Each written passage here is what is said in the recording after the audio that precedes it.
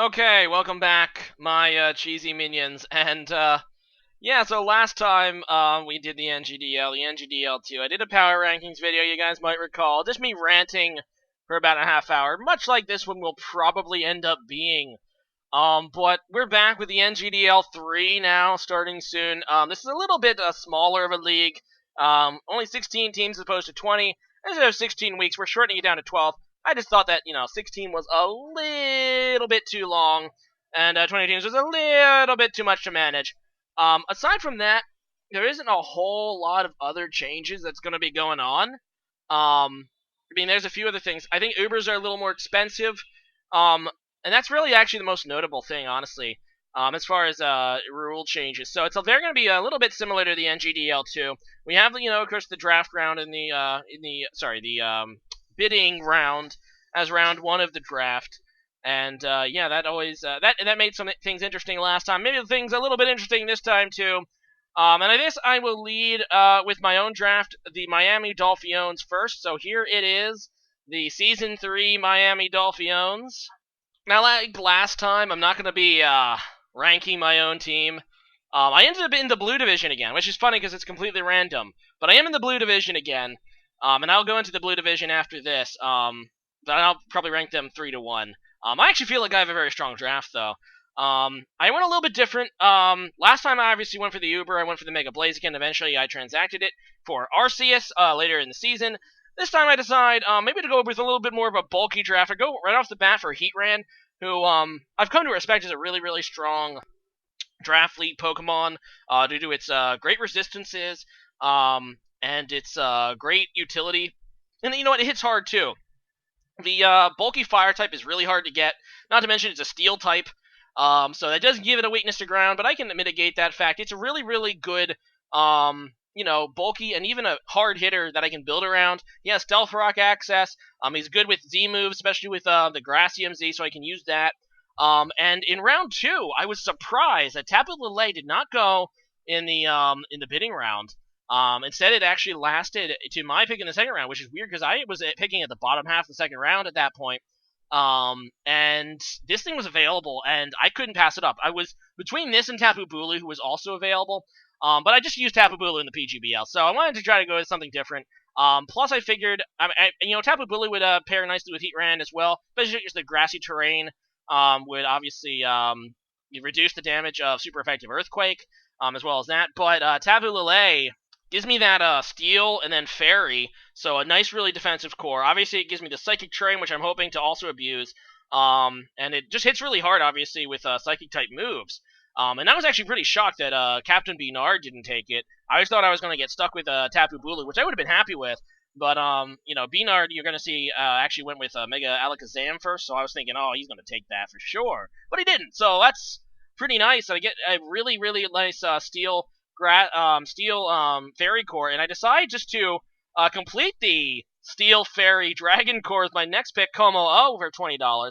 And if you guys are unfamiliar with the NGDL rules, while we ban Z Conversion, the Commonium Z is perfectly legal, so I get this Omni Boosting move, and as we saw last season with the Z Celebrate and the Z Conversion, which is now banned. Z Conversion is banned, not Z Celebrate.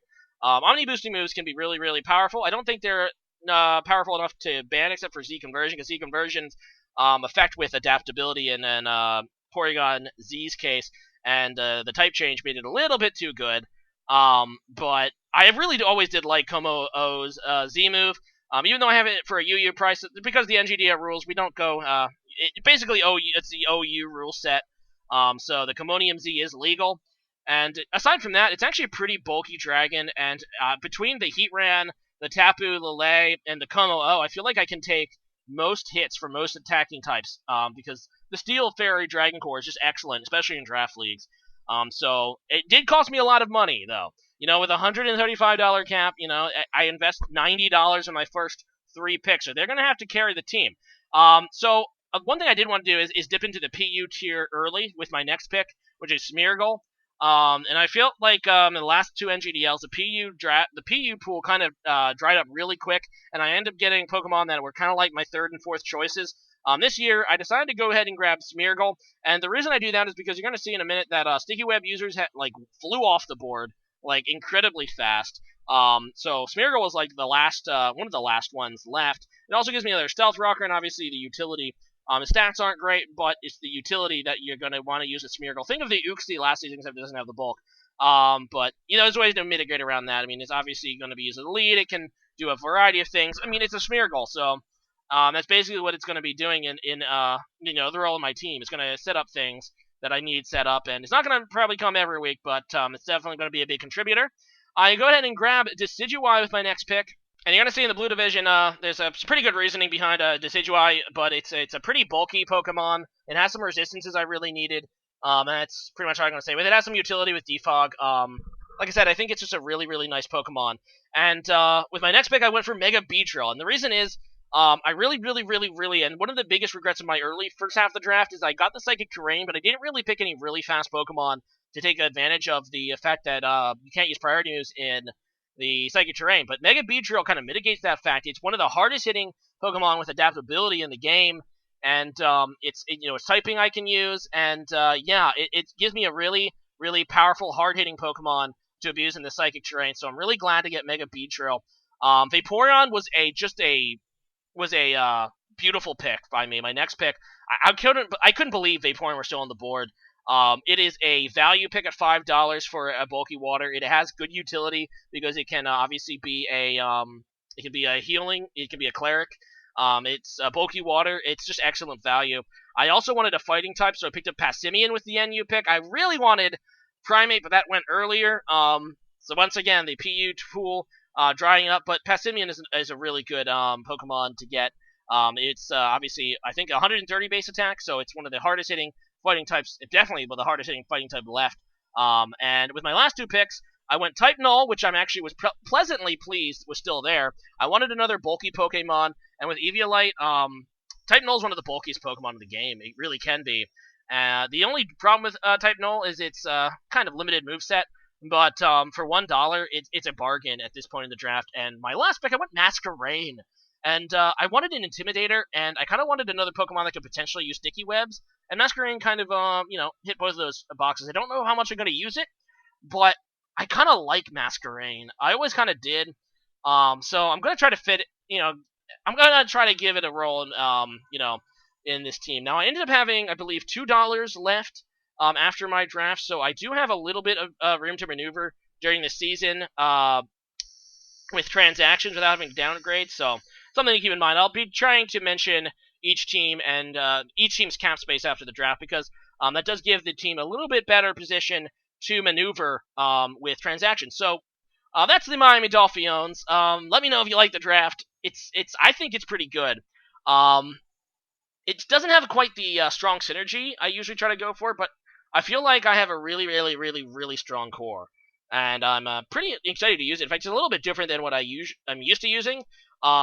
It doesn't have a whole lot. I mean, it does have some home run hitters because I always want to go for a home run hitter. I have obviously the Commonium Z, Como-O, which can be a home run hitter. Tapu Lele can always be a home run hitter, and of course the Beedrill. But I also went a little bulkier than I did in previous drafts, so I do like it a lot.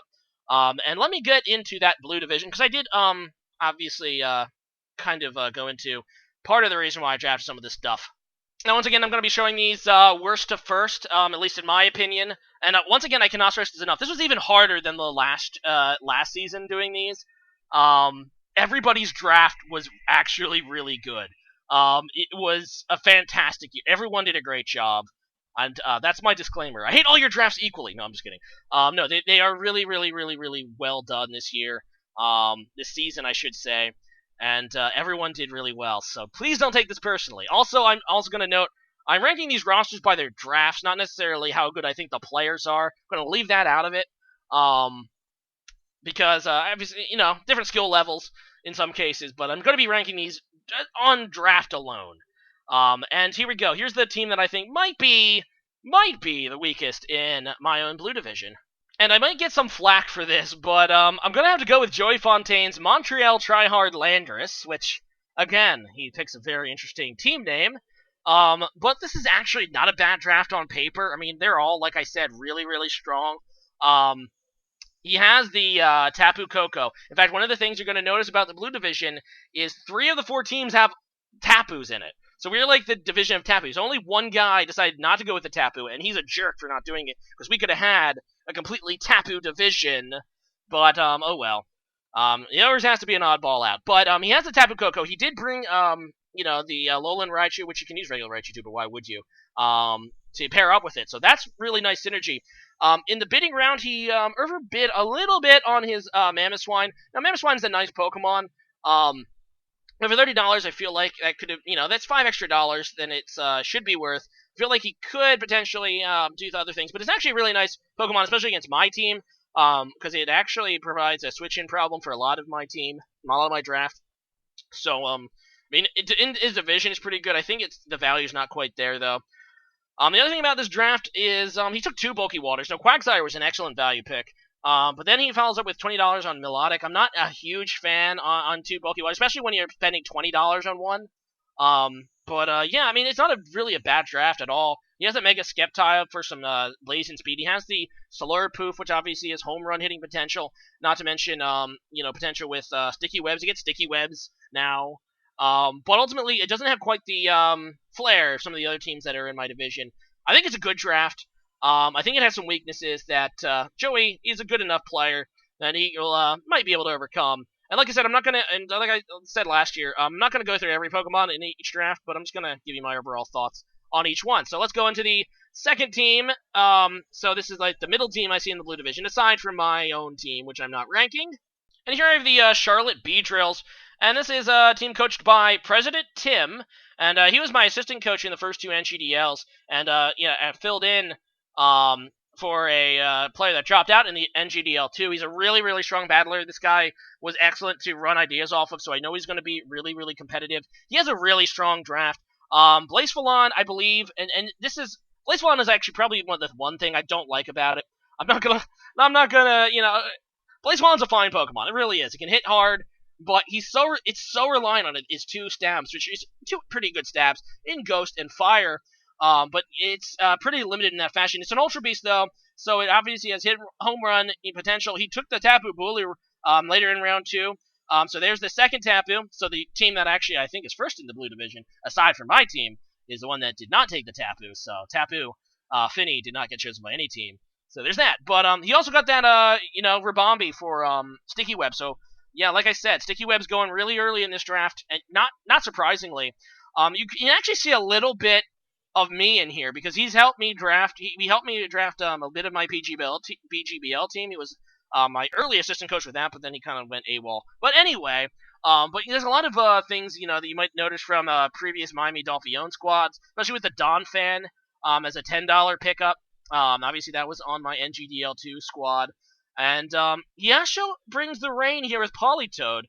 For $1, and he has the Kingdra to obviously abuse with it. Now, I'm not a huge fan of this, because Blazefalon relies so much on its Fire-type stab, and I feel like the synergy is a little strange, although it's not bad either, because it synergizes with Tapu Bulu, as you guys remember from the PGBL, Bulu being benefited by the rain, weakening Fire-type moves, and once again, this is a really good draft. It reminds me a lot of things I was trying to do early. I mean, he has that early Sticky Webber.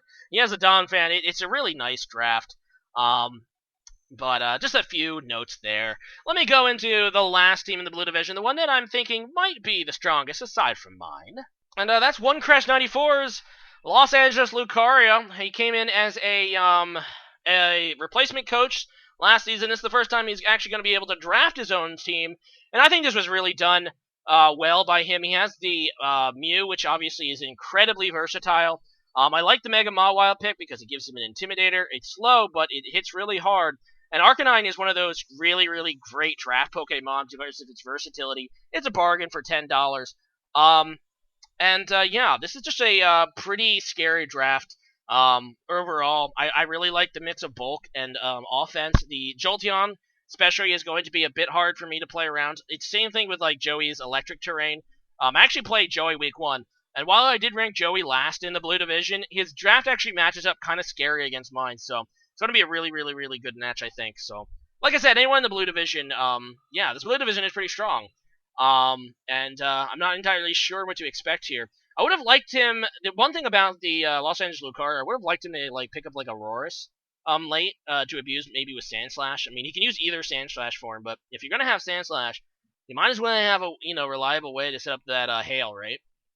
Although the rest of his team doesn't really synergize with Hail, but still, it would have been a nice option, you know. I don't know. I really do like Scyther, actually. Eviolite Scyther is going to be really strong.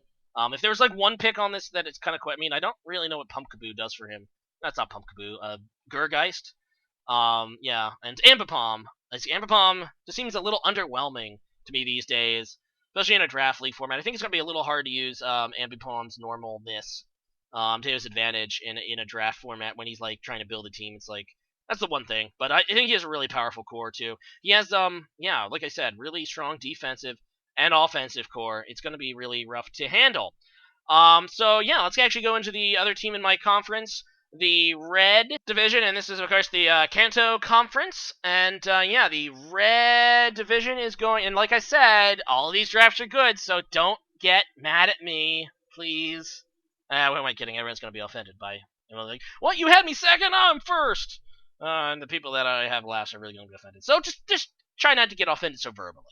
Anyway, so here's the team that I think might be a little bit behind the pack in the Red Division. Skep Gandy is back, but not the coach of the DC Skeptiles. Instead, he leads the Phoenix Inferno.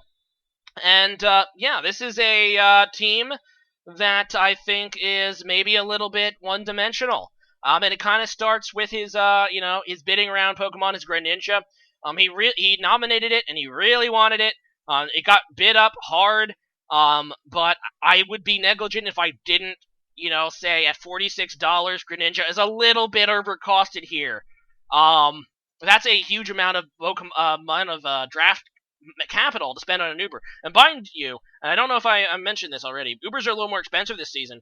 And interestingly, there's only 2 teams that actually went for an Uber. You'll see, I believe, one of them later in this division. But just a side note, but still, $46 is a huge amount to spend, and I think it kind of maybe limited what he could do later in the draft, especially when he followed up with another OU, a good OU in Kyurem.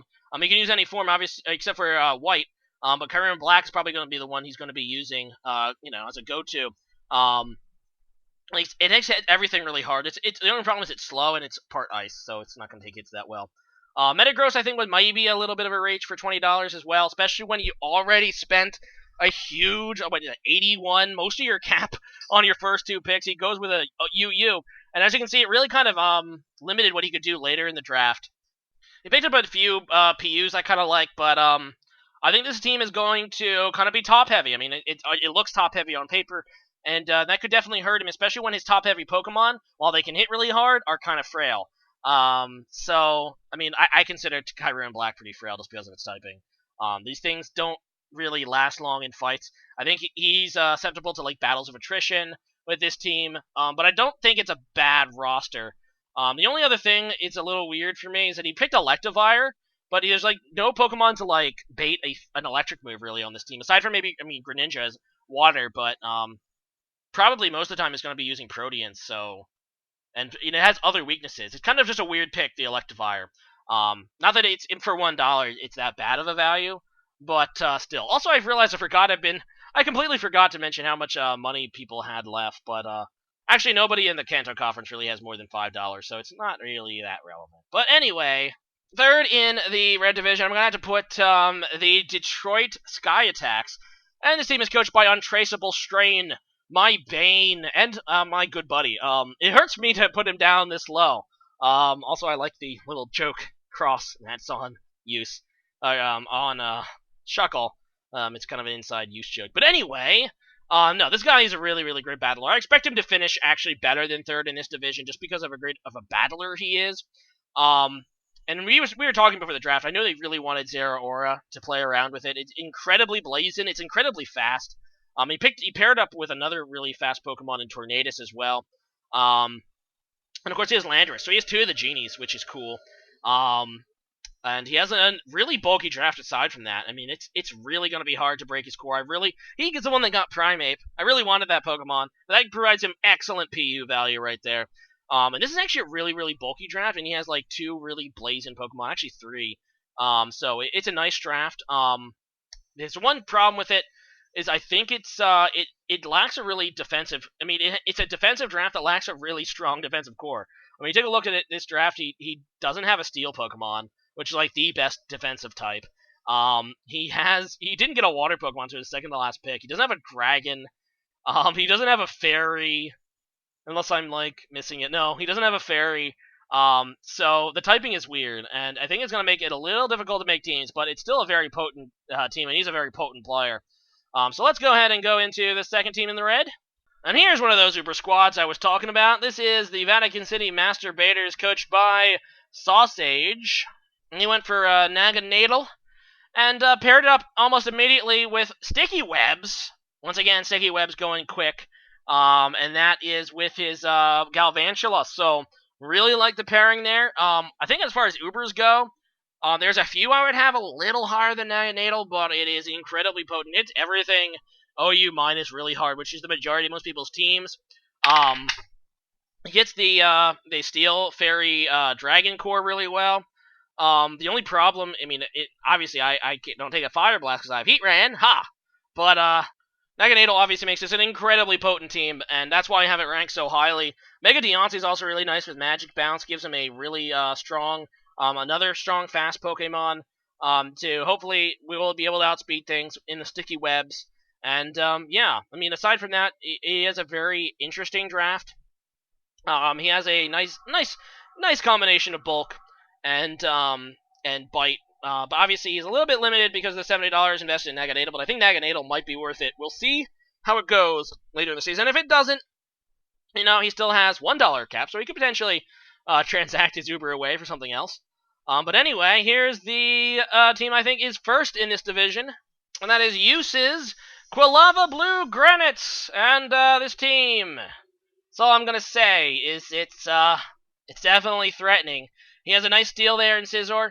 He has a nice Fairy there in Sylveon. He has Empoleon. He has, oh, how did I forget? Mega Charizard, which you can use either of the forms. I would have liked to see him actually, include some things that could pair a little bit better with the Sun, of which because the last time he used actually Mega Charizard Y quite a bit, I think. But obviously Mega Charizard X is also really good. He might use that a little more this season. He saw the Tapu meta in the previous division. He's going to pick up Lycanroc for $10, so he can use that Z-move to get rid of terrain if need be. And he has that Cloyster, which is really, really scary. He's a home run hitter. So yeah, just a really, really solid draft. I think it's probably the best in the red division. He's a great player, too. It's going to be a tight division, all things considered. They're all going to be tight, actually. But yeah, let's just keep rolling and get into the next division. Let's set up the green division, which is the first division in the Sevi Conference, so the other conference I'm in. And here's the first team in the division. And while I do like a lot of things that Captain Benar did with his Philadelphia Pidgeys, a good name too, by the way. I think there's a little bit of his rookiness to his to a draft league format is showing off here. It is a good draft. He's going to go ahead and start with that Mega Alakazam, which is obviously a home run hitter. I think might be not what I would go for in OU, but it is very powerful. He went for Goodra in the second pick, and I'm really shocked he didn't try to pair it with Tapu Lele, but I guess he wanted to save some draft capital into the next few rounds. And while this is a decent draft on paper, I think a lot of the things, and the biggest criticism I have, is a few of these Pokemon I feel like are not really valuable or good value picks. I feel like, obviously, the way that the NGDL works, there are some Pokemon in certain tiers that are maybe a little bit aren't worth that price. While I do like Goodra, I think it's an excellent pickup. Mega Aggron for 20 seems a little high for me in a draft league. I think he's going to find Talonflame pretty limited for a $15 investment. But, he has some really... And I think Snorlax might be a little bit overcosted at 10 as well. I do like the Raikou for 20, though. That's going to actually really, really, really help with his ability to Volt Switch and stuff. And it's fast. I don't see a whole lot of synergy here. And that's part of the reason I have it ranked a little low. But I think it has the potential to be a good draft.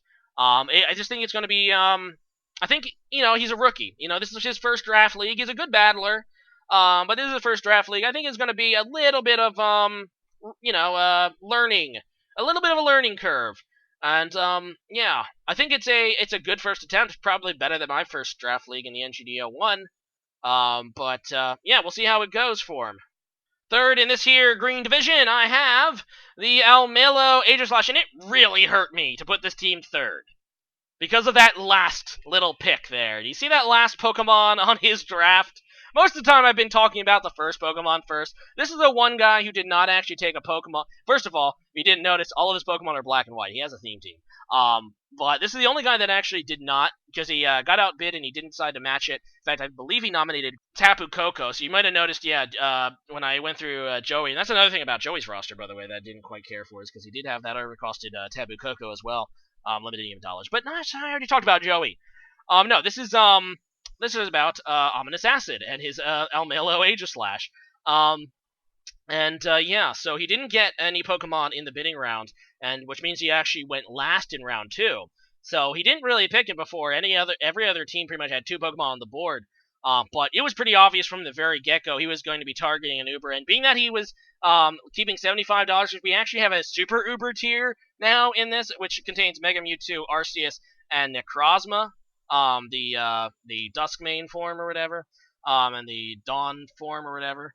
Those are $75, and the fact he was leaving that $75 cushion, it made it pretty obvious he was going for one of them.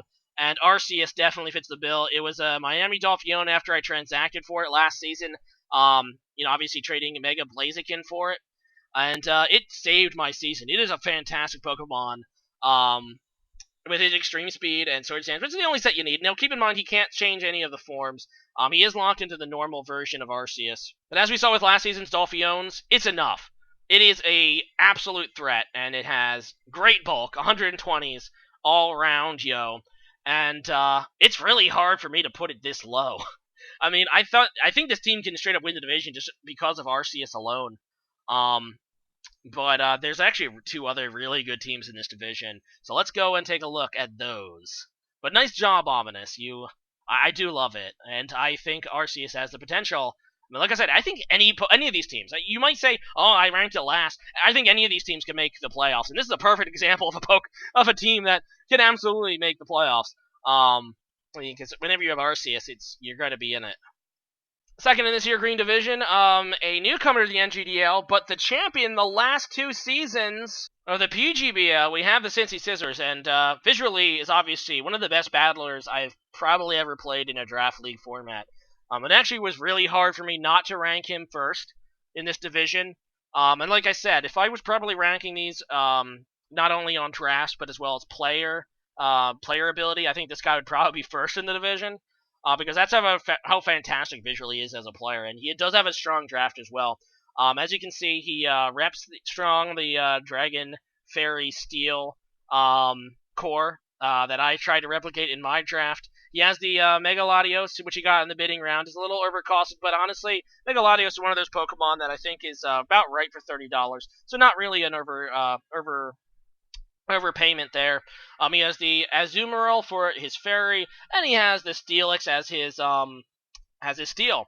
And he grabbed, of course, Thundurus, which he can use both forms. A Miami Dolphione in Season 2. I found Thundurus a little bit more underwhelming, but I think visually we'll find good use for it, especially with the rest of his draft.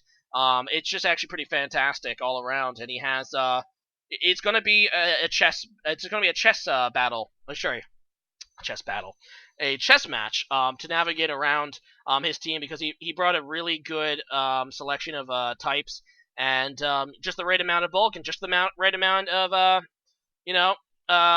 sweeping potential. So it's going to be a team to watch, I think, in the NGDL3. And first in this division, I'm going to have the other player that I kind of poached from the PGBL, and that is Mr. Chabray's Kentucky Typhlosions. And he also ended up falling in the green division, and this guy has my number. He's actually pretty savage. Aside from that Miltank sweep I had up against him the other day, he's probably by far responsible for my my most humiliating defeat in the PGBL. And he's back again with another excellent draft. He's taking the Kartana, which he took in the PGBL as well. No, he didn't. No, he didn't. I'm getting confused between him and someone else. But either way, Kartana's a great Pokemon because it's an Ultra Beast and it has sweeping potential. And it's fast and can Swords Dance. It's obviously not very bulky specially, but that's okay because he got Araquanid! Oh, I'm so mad. I really wanted Araquanid back. Araquanid was a great Pokemon for me in the NGDL2.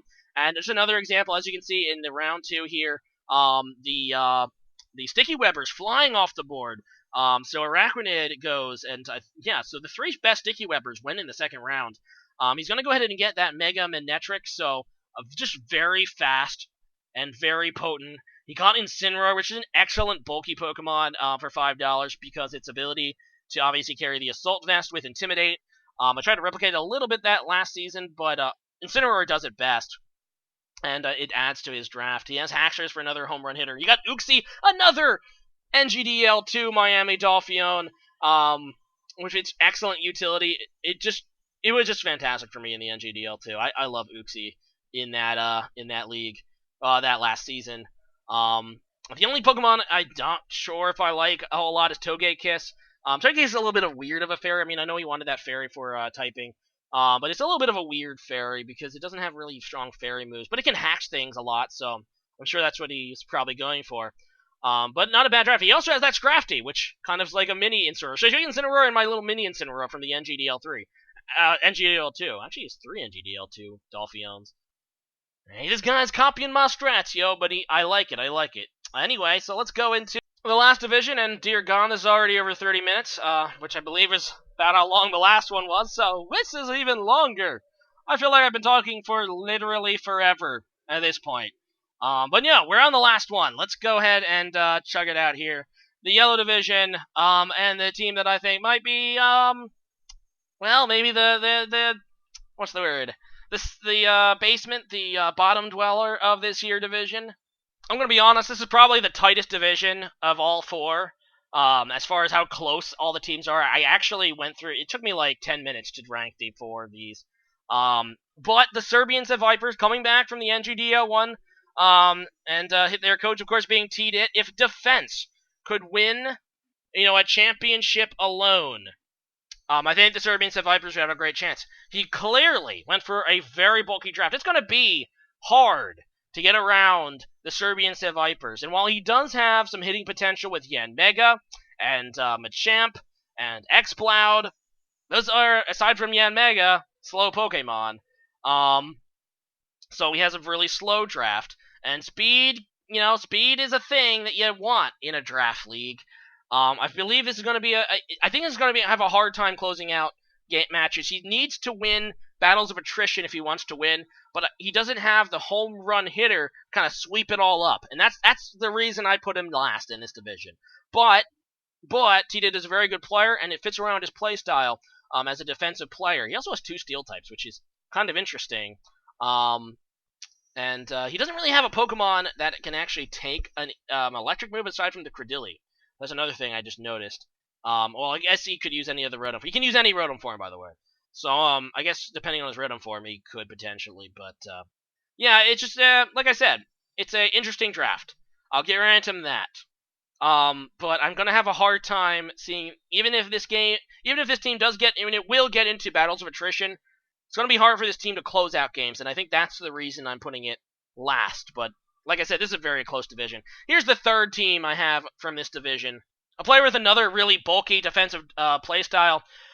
That would be Toronto Pure, not repping Toronto this season. Instead, he's going to be coaching the Tampa Bay Thunderbolts.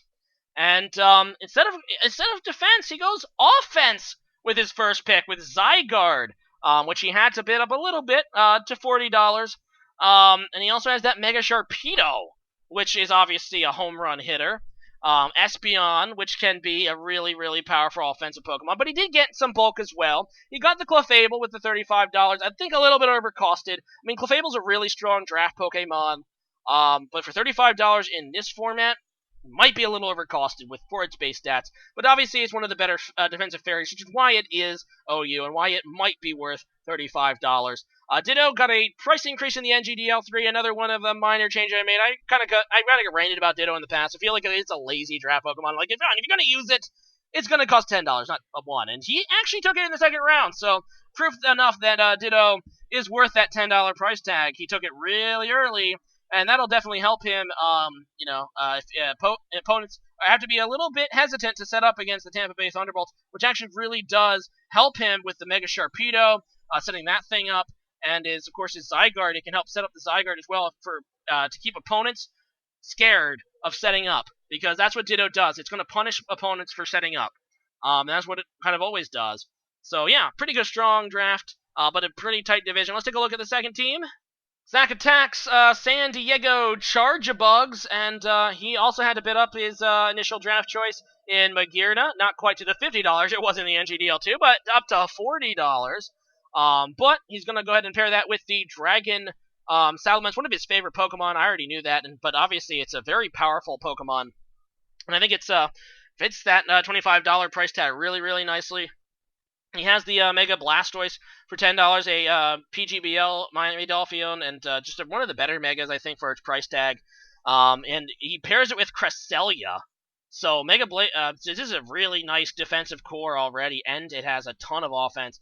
Darmanitan, another PGBL Miami Dolphion. I don't know if I'm highlighting too many former Miami Dolphions or not, but I just want to say it because Darmanitan can just sweep up games, as we saw in the PGBL. Of course, he has the Nidoqueen for some bulk and some power, and yeah, this is a really solid draft.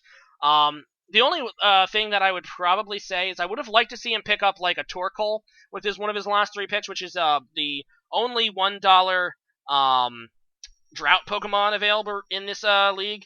I found it weird that he took the Venusaur. I almost was certain he would go with Torkoal in one of his last few picks. And while I like Lantern for its value, and I do like Hitmonchan because it's a spinner, I'd probably maybe take out Dusknoir for the Torkoal. I think that could have been really, really strong for him. So pair with Venusaur for the Chlorophyll connection, as well as powering up Darmanitan even more. But that's just a nitpick. This is a really strong draft by San Diego, by Skyattacks, who I feel like he's getting better every single league. I had him first in the Green Division last year, but that was kind of because the Green Division was kind of weak last year. Last season, I should say. But no, this is a really, really potent draft again by Skyattacks. And we'll see if he can actually live up to it. I'm hoping. I'm rooting for him. But he's going to have his hands tied with this #1 team in the Yellow Division. And that would be Quilliam 23's St. Louis Flinders, who were the second best record in the NGDL2. And is an excellent battler. And he, again, tried to go for the Victini first, which Z-Celebrate is legal. Keep that in mind. He was eating souls, last season. He wasn't able to get the Zygarde back, because Zygarde went in the bidding round as well. In fact, I believe he was the one that tried to bid on it, but I believe Toronto Pure ended up grabbing it back from him. Gliscor. I think Gliscor is probably my least favorite pick on this. I mean, Gliscor is obviously an incredibly bulky Pokemon, but it seems like just a little bit too much at $35. Gliscor is a Pokemon that kind of like hovers around UU and OU. I think it would be, and that makes it in the NGDL a little bit weird. It's an incredible value pick at $20. At $35, I think it might be a little much. But it pairs well with what the rest of his stuff that he wants to do. I love the bulky fairy, the fairy dragon he has in Mega Altaria. He got one of the best steals late in Bronzong. And the Barbacle, man. The Barbacle. That little hand Pokemon, man. You have to be careful. Because he's gonna shell smash and stuff. Resurrect is another great pick at $10. And of course he has the God Slayer Miltank, which he's gonna have to put to good use. Because he is gonna have to play that green, he's going to play Omnis Acid once in this league. So, yeah, there it is, the St. Louis Flinders. As for the best team in the league, I did that last time. I would have to say probably my favorite team overall is mine. No, I'm just kidding. I'm actually not just kidding. I mean, it is my favorite, obviously. But, no, the best draft aside from the Miami Dolphiones this season, I'm going to have to give that chip, and I didn't even think about this beforehand, but I think I'm going to have to give that chip to Mr. Chabry's, Mr. Chabry's Kentucky Typhlosions. I really do like what he did. There's like literally, I think it's the most complete draft in this league He's going to have his hands full in that division, though, because visually he's obviously one of the best players in the league. And he does have the freaking Arceus to deal with. That division is so. I feel kind of bad for Beanard because he's a rookie and he has to deal with Arceus. He has to deal with visually, and he has to deal with probably the strongest draft, the most balanced draft I think I see in the NGDL3. But yeah, this will be starting up next week. And I can't wait to hear all the participants. I mean, if you actually survive this far, I think you're either an NGDL participant, because this is now 40 minutes long, or you just really like to hear the sound of my voice with my probably suboptimal microphone. But thanks for watching, guys. I hope that this has hyped up the NGDL3 for some of you folks. Like I said, it's coming next week. Go ahead and shoot me all the rants like, "Oh my God, you have my team so low." Oh, wow. I'm just ready for the hate mail. I'm just ready for the hate mail. I guess give me a comment about what you think about Miami Dolphiones and how you see this season unfolding. So, yeah, leave a comment about all that. If you like what you see, shoot up a like. Thanks for watching, guys. I am now done. I think my voice is dead, and it's been dead for the last 30 minutes. So later, bye.